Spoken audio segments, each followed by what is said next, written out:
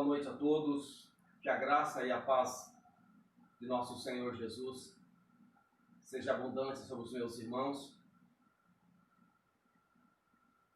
Nesta noite nós estamos fazendo essa transmissão ao vivo, em virtude de tudo que tem acontecido no nosso país. Se faz necessário que nós também demos nosso exemplo e assim podemos ficar em casa, mas graças a Deus e a essa tecnologia nós podemos chegar até a sua casa também com uma mensagem de Deus ao seu coração, uma mensagem de esperança.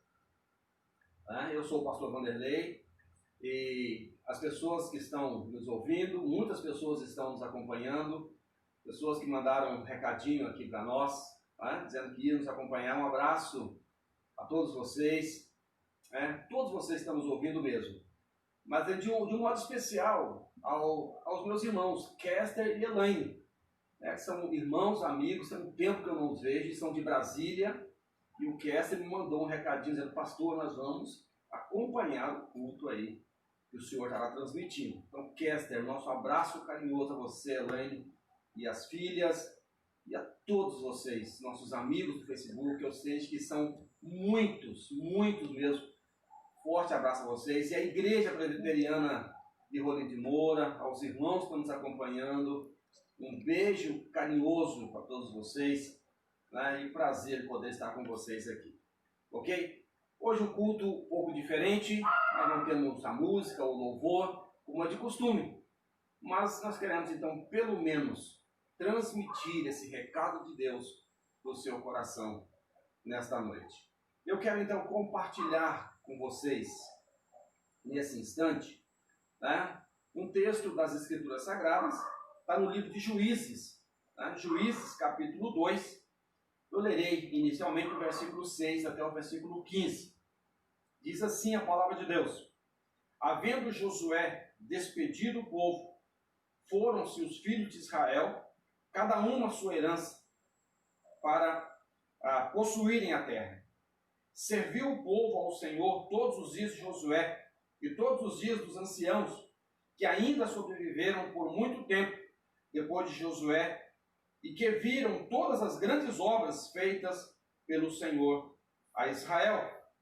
Faleceu Josué, filho de Num, servo do Senhor, com a idade de 110 anos. Sepultaram-no no limite da sua herança em Timnate-Heres, na região montanhosa de Efraim, ao norte do monte Gaás. Foi também congregada aos seus pais toda aquela geração, e outra geração após ele se levantou, que não conhecia o Senhor, nem tampouco as obras que fizera Israel.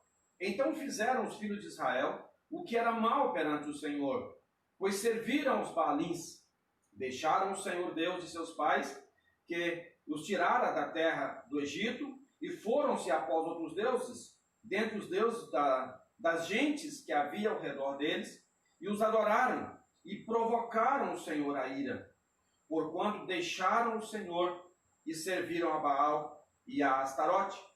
Pelo que a ira do Senhor se acendeu contra Israel, e os deu na mão dos espoliadores, que os pilharam, e os entregou na mão dos seus inimigos ao redor, e não mais puderam resistir a eles. Por onde quer que saíam, a mão do Senhor era contra eles para o seu mal, como o Senhor lhe dissera e jurara, e estavam em grande aperto. Deus gracioso, Deus bondoso, nós estamos diante da Tua palavra, que é viva e é eficaz. Pai Santo, que nesta noite o Senhor prepara o coração dos meus irmãos para entenderem a Tua palavra, e que eu seja fiel na exposição das Escrituras nesse instante. Usa-nos como instrumento do Senhor, uma vez mais nesta noite, em nome de Jesus e para a glória dele mesmo. Amém e amém. Graças a Deus. Amados, nós estamos então vivendo tempos de desespero, pessoas aflitas, pessoas correm por todos os lados, como se de repente pudesse escapar de alguma situação. E nesse tempo, na verdade, devemos relembrar que de tempos em tempos, alguma crise tem afetado as nações, a humanidade.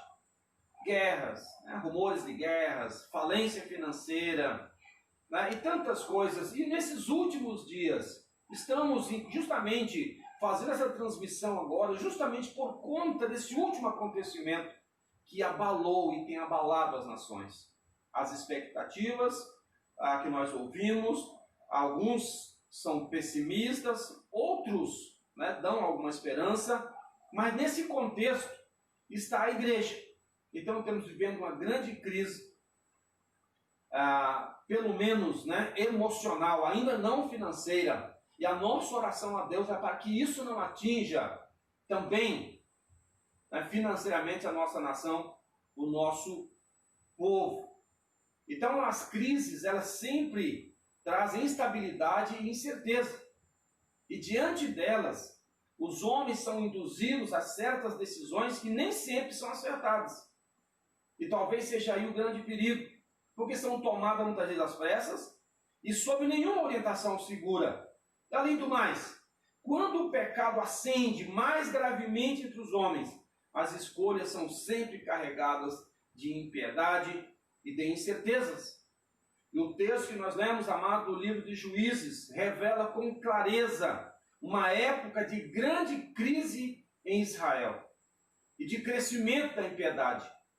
Josué havia morrido, os seus sucessores não conheciam o Senhor, diz a palavra. E o crescimento do pecado e da impiedade, portanto, foi inevitável. O povo estava sem direção e quando não há conselho seguro, o povo cai. É assim que diz a palavra. E diante disso, amados, eu quero compartilhar então com vocês sobre a ação da providência de Deus para livrar o seu povo da impiedade, do pecado e garantir a eles sobrevivência em meio à crise. E eu chamo a sua atenção para 3 tópicos interessantes agora. E a partir de agora, então, eu quero tratar o seguinte: o conhecimento de Deus é necessário para a preservação da vida. Se Deus não for o centro das nossas expectativas e da nossa esperança, então é certo que o homem vai perecer, a nação vai perecer. Sem Deus, os homens perecem. E a falta de conhecimento de Deus leva o povo a cair, a sucumbir diante das mais adversas situações, diante das crises que se instalam.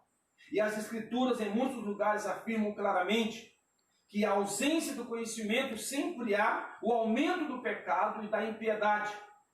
E esta verdade tem sido demonstrada ao longo da história da humanidade. Quando os homens se esquecem da sabedoria de Deus, eles perecem, pois se entregam aos seus próprios entendimentos, aos seus prazeres, atraindo sobre si mesmo a ira de Deus e não a bênção do Senhor. O conhecimento de Deus é necessário para a nossa sobrevivência.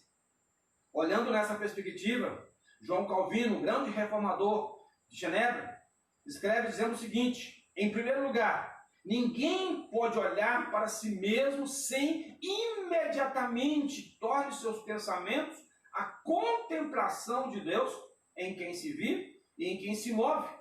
O conhecimento de nós mesmos não somente nos prende a buscar a Deus, mas também como se fôssemos conduzidos pela mão a encontrá-lo. Olha que interessante, então essa falta de conhecimento de Deus leva o homem a perecer. E o texto que nós lemos, meus amados irmãos, diz que Josué morreu.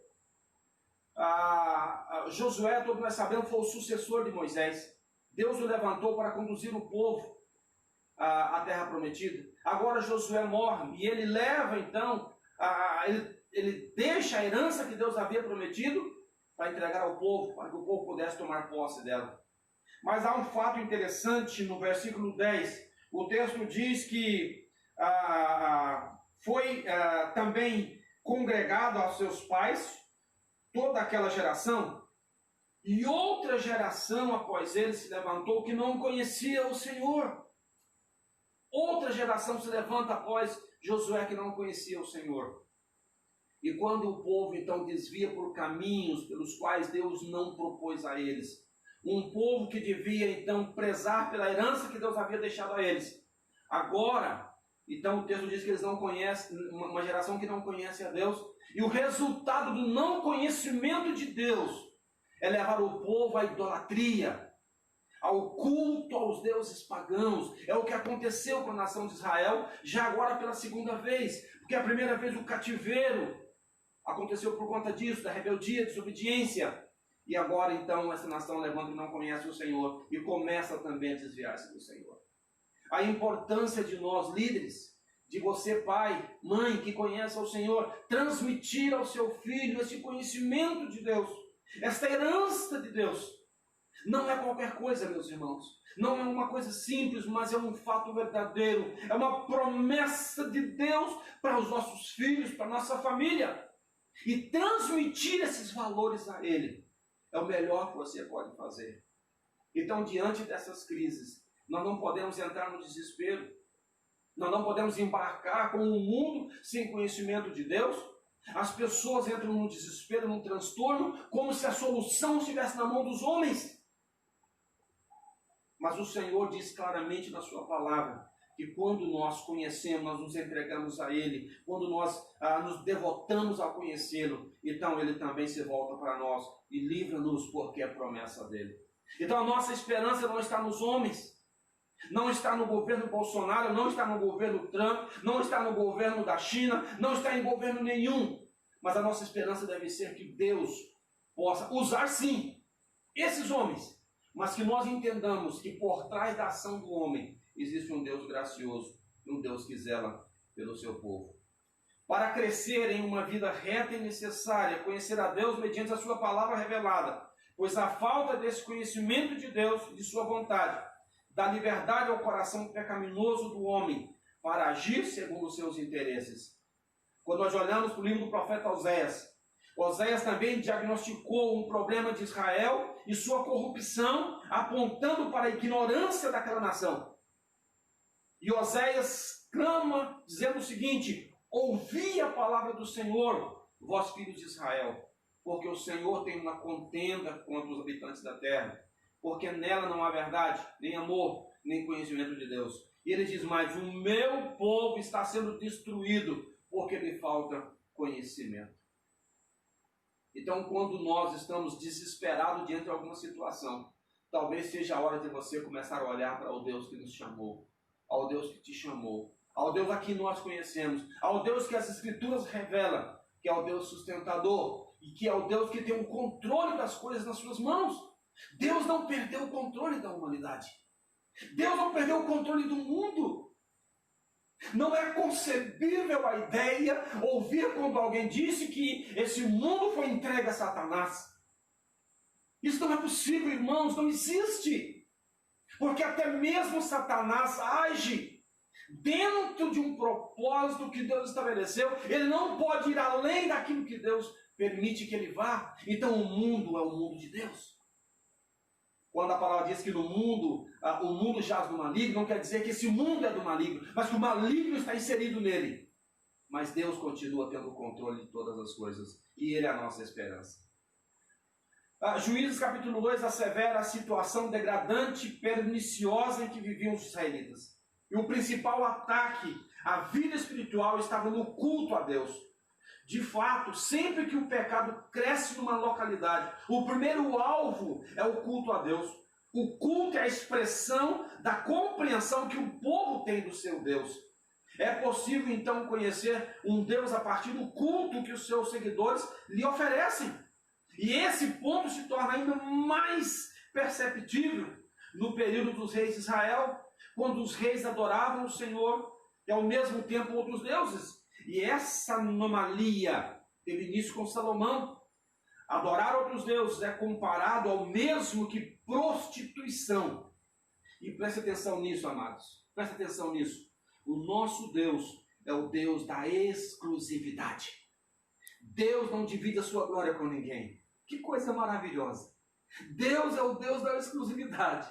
Então, se Deus te chamou, se Deus escolheu a sua igreja, por que a sua igreja tem que estar ventilando aqui e ali? Precisamos centralizar nosso culto e a nossa adoração a Deus, irmãos. Deus não se esquece da sua aliança feita com o seu povo, porque Ele é o Deus da exclusividade. E Ele exige exclusividade. Deus exige culto exclusivo a Ele, adoração exclusiva a Ele. Precisamos ter cuidado, porque é um erro que nós podemos cair facilmente. Devemos manter o nosso coração firmado no Senhor, firmado na sua palavra, na sua promessa. O Deus de Israel tinha um culto específico. Ele havia prescrito os detalhes, os elementos que deveriam constar em todos os atos desse culto. Israel sucumbiu, renegou esses princípios, abandonando o seu Deus. Passou a adorar outros deuses, estavam imersos em conceitos religiosos pagãos e por essa razão permitiram a entrada de outros deuses, de outros povos em seus respectivos templos. E a adoração a Deus começou então a ser misturada.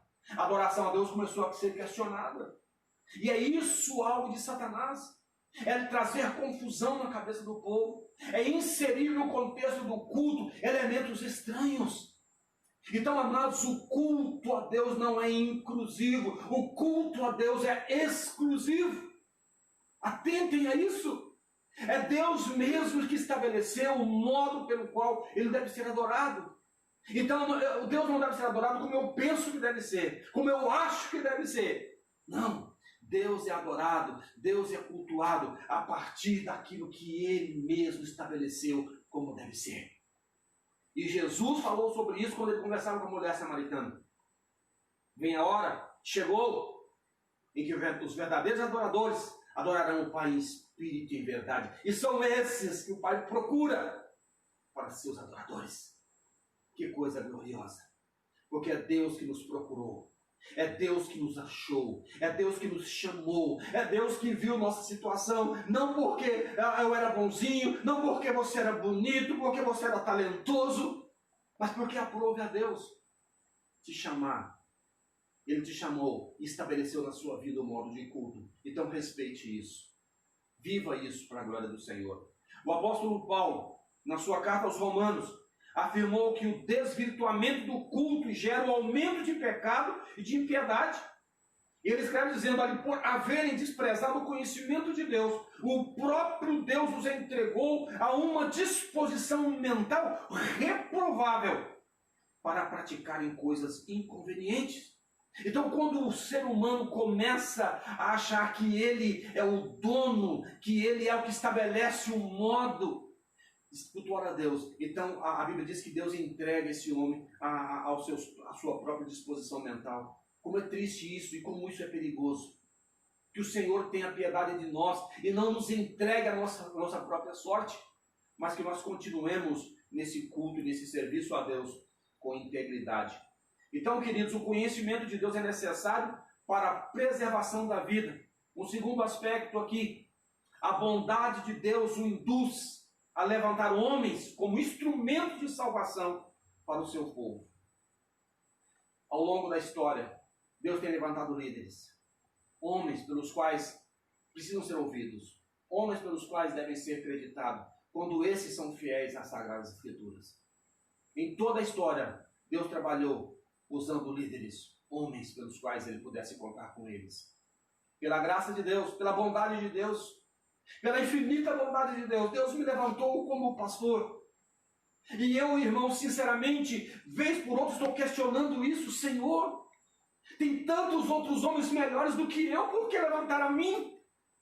Mas ao mesmo tempo eu preciso me calar e saber que Deus, na sua infinita graça, tem os seus propósitos eternos. Tem os seus propósitos eternos. Assim como tem levantado muitos outros homens, servos fiéis que têm sofrido, mas têm lutado por um evangelho puro e verdadeiro. É a nossa missão.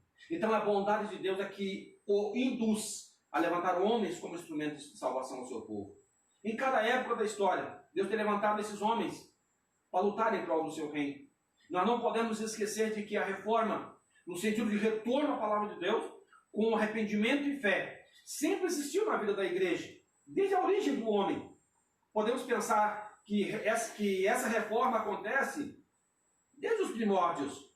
Noé, Abraão, Moisés, Josué, E tantos outros homens pelos quais Deus levantou, né?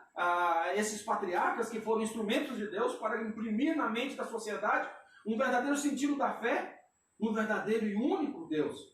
E quando nós olhamos, por exemplo, para Neemias, nós vemos aquele servo do Senhor sendo levantado para restaurar o templo e conduzir o povo novamente à adoração. E essa adoração foi feita através do retorno às Escrituras.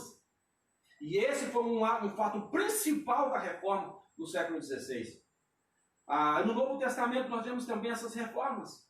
Em Atos capítulo 2 nós percebemos que após o Pentecostes, a igreja do Senhor crescia e perseverava na doutrina dos apóstolos, na comunhão, no partir do pão e nas orações. E a igreja adquiriu um novo estilo de vida. Ela foi reformada, foi introduzida em sua liturgia uma verdadeira adoração ao Deus dos céus. A pregação do Novo Testamento é sempre de renovação espiritual, de reforma de mente e de sentimento para essa verdadeira adoração ao Senhor. É uma necessidade. Então a reforma protestante do século XVI aconteceu um fato necessário. E um dos pilares da reforma foi o sola escritura. Só as Escrituras. O povo precisa retornar às Escrituras. O povo precisa ter acesso às Escrituras. A igreja precisa ler a Bíblia, ouvir as Escrituras. Do contrário, não há um conhecimento verdadeiro de quem Deus é. No livro de Juízes, que nós lemos inicialmente, nós vemos Deus levantar vários servos seus em meio a diferentes crises de apostasia, idolatria, para restaurar a verdadeira adoração e o culto, conduzindo assim o povo de volta ao Senhor. De fato é que Deus nunca deixou o povo sem direção. E ao longo dessa história, Ele tem levantado esses homens sérios, capacitados, para fazer essa reforma e trazer o povo de volta a uma adoração sincera e verdadeira. Em nossa época não é diferente, pois em meio às pregações corrompidas de misticismo, de superstição, Deus continua a levantar homens fiéis e leais ao Evangelho que pregam a Cristo. E esse era o desafio que Paulo enfrentava, mas ele não abria mão do conteúdo de sua fiel pregação ao Evangelho. Paulo foi contestado várias vezes na igreja. A igreja de Corinto contestou por várias vezes, questionando o seu ministério, questionando o seu chamado. Mas o apóstolo Paulo nunca se deixou persuadir. Pelo contrário, pregou, insistiu, falou a verdade, porque ele disse, olha, eu não me envergonho, eu preciso pregar esse evangelho. Eu não posso me envergonhar dele, eu não posso deturpar esse evangelho, como ele, quando escreve aos Gálatas, diz que haviam pregadores deturpando o evangelho. Não pode ser assim, meus irmãos. O texto de Juízes diz que levantou uma nação que não conhecia o Senhor. E a partir daí, começou-se a idolatria de novo, o culto a deuses estranhos. Então, quando o povo não conhece ao Senhor, quando o povo não tem direção, quando o povo abandona as Escrituras, ele tende a prestar culto como ele acha que deve ser, a levar uma vida cristã como acha que deve ser, e não como aquilo que a Bíblia estabelece que deve ser.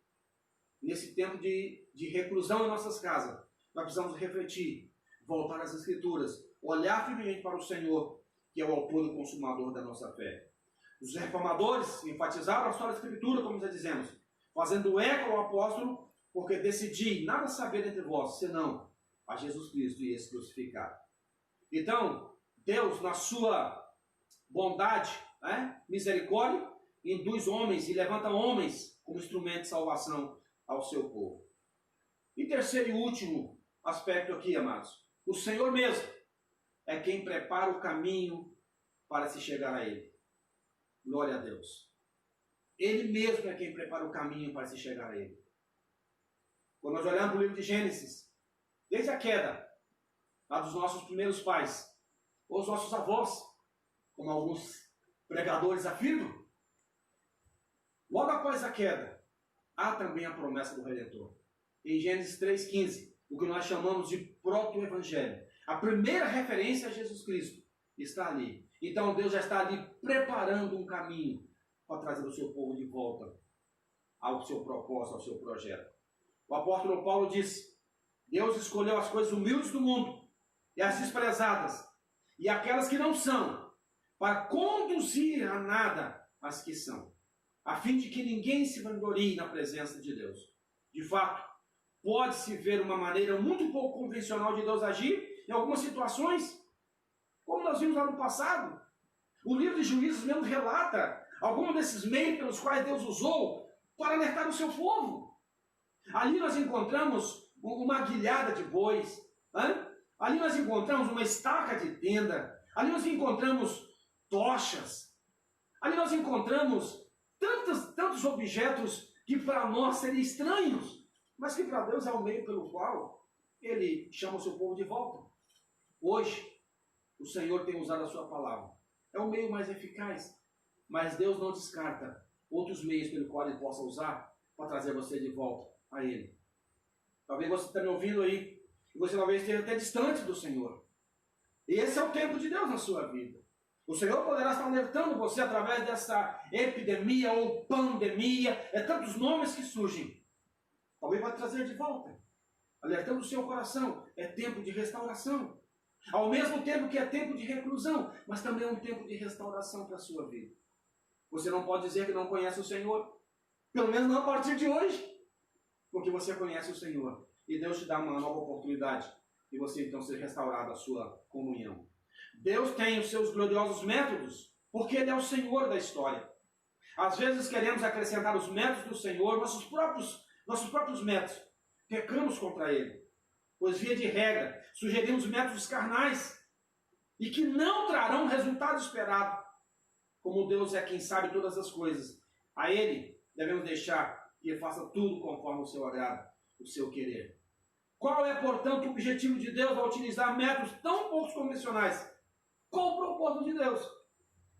É claro que Deus vai nos chamar. Eu me lembro agora, quando Deus envia Jonas para pregar em Nínive. E eu fico a imaginar, meus irmãos, que é certo que existiam outras pessoas melhor do que Jonas, menos encrenqueiro, menos pirracento. Existiam outros homens melhores do que Jonas, mais obediente. Mas a prova de Deus que teria que ser o Jonas, teria que ser ele. E às vezes nós nos calamos diante de algumas situações como essa. Mas Deus enviou Jonas a Nínive. Deus tinha uma mensagem para aquela cidade. Demorou a chegar lá? Talvez. Eu diria que chegou no tempo de Deus. Jonas tentou se esquivar. O Senhor usou seus métodos para levar Jonas até lá. Houve uma conversão porque Deus tinha um propósito naquela cidade. Deus os chamou. Houve arrependimento. Houve restauração. Então o objetivo de Deus ao usar os mais estranhos métodos é porque quando Ele quer alcançar o seu povo, Ele usa a sua palavra, Ele usa os meios, usa os seus profetas. De modo, de certa forma até irônico, Paulo diz: onde está o sábio? Onde o escriba? Onde o inquiridor desse século? E prescreve: destruirei a sabedoria dos sábios e aniquilarei a inteligência dos instruídos.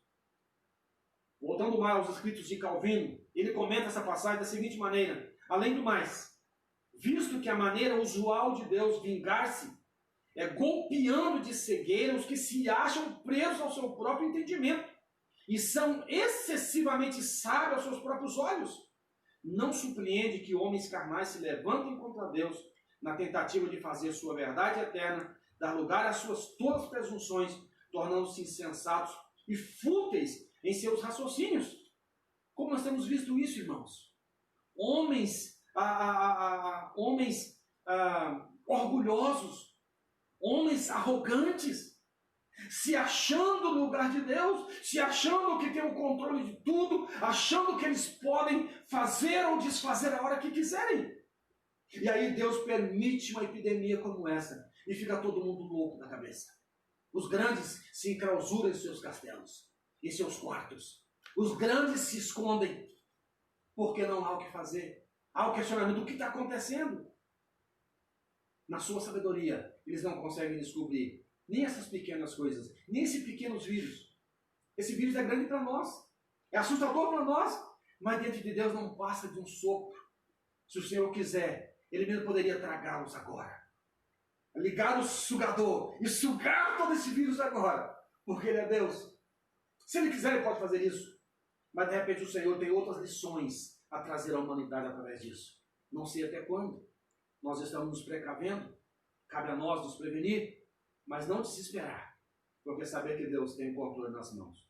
O que as Escrituras nos ensinam é que o crente não precisa temer os avanços da ciência, as opiniões da filosofia, as leituras inclusivistas de nossa época, os pressupostos do darwinismo e etc. Nada disso pode frustrar a sabedoria divina, que é quantitativa, é qualitativamente muito além da inteligência humana. O homem pensa soberbamente que pode desafiar a sabedoria de Deus, questionando os pressupostos da Bíblia. Alguns dizem que a Bíblia é ultrapassada, que esse livro é homofóbico, que esse livro é homicida, que esse livro é discriminatório. Podem falar o que quiserem, mas esse livro é a palavra de Deus. Esse livro é as Escrituras Sagradas. E nele nós temos direção para a nossa vida cristã. E nele nós temos direção para a nossa conduta cristã. E é nele que nós pautamos a nossa vida. E é nele que nós pautamos a nossa esperança. É nele que pautamos nossa esperança. Paulo escreve ainda dizendo, porque a loucura de Deus é mais sábia do que a dos homens. E a fraqueza de Deus é mais forte do que os homens. Além disso, não há sabedoria, nem inteligência, nem mesmo conselho contra o Senhor. Provérbios 21:30. Até mesmo o pecado ou a perversidade não poderá durar eternamente. Ó homem, não se estabeleça pela perversidade, mas a raiz do justo não será removida. Provérbios 12, versículo 3.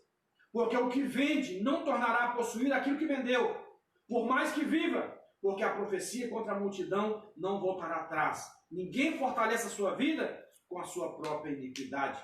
Eclesiastes 7, versículo 13. Amados, os métodos de Deus, em tantas vezes, não se encaixam no nosso pensamento, no nosso caminho. E é nessa direção que Isaías escreve, porque os meus pensamentos são mais altos que os vossos pensamentos. Nem os vossos caminhos são os meus caminhos, diz o Senhor. Porque assim como os céus são mais altos do que a terra, assim como os meus caminhos são mais altos do que os vossos caminhos, os meus pensamentos são mais altos do que os vossos pensamentos. Assim, amados, podemos afirmar que não é preciso temer. Deus estará presente em meio à tribulação, agindo com mão poderosa. Afinal, Ele é o nosso refúgio e nossa fortaleza, socorro bem presente na tribulação. Salmo 46, versículo 10. Nas nossas considerações finais, eu quero dizer o seguinte: Israel viveu um período de escuridão devido à ignorância da palavra de Deus. A geração nova que se levantou após a geração de Josué não conhecia o Senhor, porque não foi instruída na lei do Senhor para temê-lo, amá-lo e obedecê-lo. E a consequência imediata dessa falta de entendimento é corrupção, pecado, idolatria e desespero.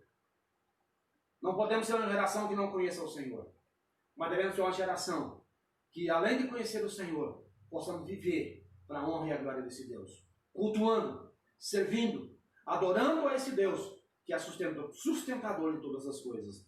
Deus ouve e atende quando o seu povo clama, se humilha, se arrepende, ora, e Ele traz libertação e traz salvação. Ainda que o Senhor se ire contra o seu povo, Ele brevemente manifestará a sua misericórdia. Em que você tem colocado a sua esperança nesse tempo de crise, nesse tempo de aflição, nesse tempo de epidemia?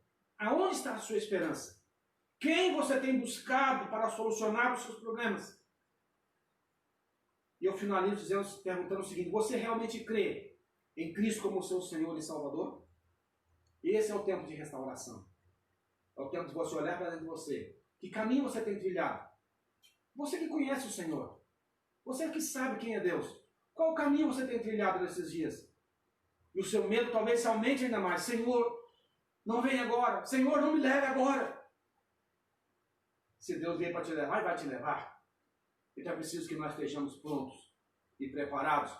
Dizer como o apóstolo Paulo: combati o bom combate, completei a carreira, guardei a fé. Que Jesus te abençoe. Que o Espírito Santo de Deus aplique no seu coração essa nossa palavra. E que você se fortaleça diante do Senhor. Não se desespere. É tempo de você deleitar-se no Senhor, refugiar-se nos braços amorosos do nosso Pai. Vamos orar ao Senhor. Abaixe sua cabeça, feche seus olhos e nós vamos orar a Deus. Deus gracioso, Deus bondoso. Muito obrigado, Senhor, pela oportunidade que o Senhor nos dá nesta noite de poder compartilhar a Tua palavra. Muito obrigado, Deus amado, porque o Senhor chama a nossa atenção através do livro de Juízes. Aquela nação que se levantou, que não conhecia o Senhor, e começaram a enveredar-se por caminhos pelos quais o Senhor não queria. Deus, livra-nos das ciladas do inimigo, Senhor. Livra-nos, Deus amado, das coisas que não convêm a nós, meu Pai. Mas que nesse tempo de crise, Deus, nós possamos refugiar-se no Senhor e deleitar-se na esperança viva que há em Cristo Jesus. Muito obrigado por esse tempo, em nome de Jesus. Amém. Não desligue ainda, eu quero ainda trazer uma bênção final para você, né? Que Jesus te abençoe, que seja uma semana de bênçãos na sua vida, de descanso. E agora, irmãos, que o amor de nosso Deus, o Pai, que a graça de nosso Senhor e Salvador Jesus Cristo, que as doces e eternas consolações do Espírito Santo repousam no seu coração, querido, bem como assim sobre o povo de Deus espalhado sobre a terra, hoje e eternamente. Amém e amém, Jesus. Um abraço, um beijo no seu coração e até a nossa próxima oportunidade.